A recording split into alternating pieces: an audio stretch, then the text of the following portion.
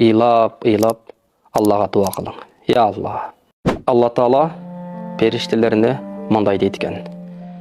Мен бул пендемди башына ар кандай сыноолорду берип кыйнап жатам. Мен аны жакшы көрөм. Түндөсү туруп, мага ыйлап дуа кылган үнүнү сагындым дейт экен.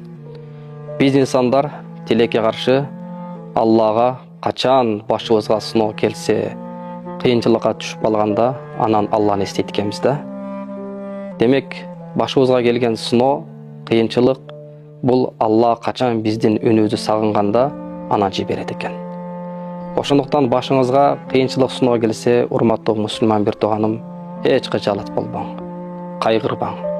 Анын ордуна намаздарга бекем болуң, ибадатка бекем болуң. Түндөсү туруп, ыйлап Аллага дуа кылың. Я Алла, сенден башка кимден сурайм? Сенден башка ким бул кыйынчылыктарды башыман алып коет? Качанга чейин бул кыйынчылыктар? Я Алла деп Алладан сураң. Аллага дуа кылың.